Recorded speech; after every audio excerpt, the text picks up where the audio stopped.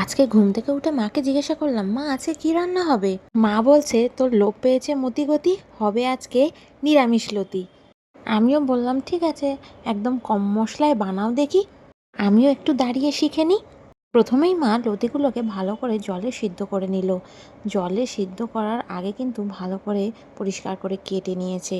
জলে সেদ্ধ করার সময় নুন আর হলুদটা কিন্তু একদমই দিতে ভোলেনি। ব্যাস ফুটে এসছে, একটু সামান্য পরিমাণে লেবুটাও কিন্তু দিয়ে দিয়েছে যাতে গলাটা না ধরে। ওদিকে লতি ভাপানো কমপ্লিট, আর এদিকে তৈরি করে নিচ্ছে একটা পেস্ট। সর্ষে বেটে নিয়েছে, কালো সর্ষে আর সাদা সর্ষেকে শুকনো বেটে তার মধ্যে দিয়ে দিল দুটো কাঁচা লঙ্কা আর নারকেল, সামান্য পরিমাণে নুন, অল্প জল দিয়ে একটা মিহি পেস্ট তৈরি হয়ে গেল। ব্যাস মা, সেদ্ধ হয়ে গেছে।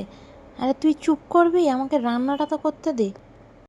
না কেন চুপ করবো কেন, আমি তো শিখছি, আমি জিজ্ঞেস করবো না? তাহলে চুপ করে শেখ। লতিটা ভাপিয়ে নিয়ে তুলে নিতে হবে। কড়াইতে তেল দিয়ে তার মধ্যে কাঁচা লঙ্কা আর কালো জিরে ফোড়ন দিয়ে সুন্দর গন্ধ বেরোতে সিদ্ধ করে নেওয়া লতিটা দিতে হবে। এবার লতিটা দিয়ে তেলের সাথে খুব ভালো করে নাড়িয়ে চাড়িয়ে নিতে হবে। এবার সর্ষে নারকেল পেস্টটাও দিয়ে দিন। সামান্য পরিমাণে নুন দিয়ে ভালো করে নাড়িয়ে চাড়িয়ে ঢাকা দিয়ে দিয়ে রান্না করুন। এবার দেখলাম ভালো করে নাড়িয়ে চাড়িয়ে চিনি দিয়ে দিল, আর সামান্য পরিমাণে কাঁচা সর্ষের তেল আর লেবুর রস দিল। ব্যাস, তারপর সব কিছুকে মিশিয়ে নাড়িয়ে চাড়িয়ে লতি রেডি। ওহ, গন্ধটা তো হেভি বেরিয়েছে।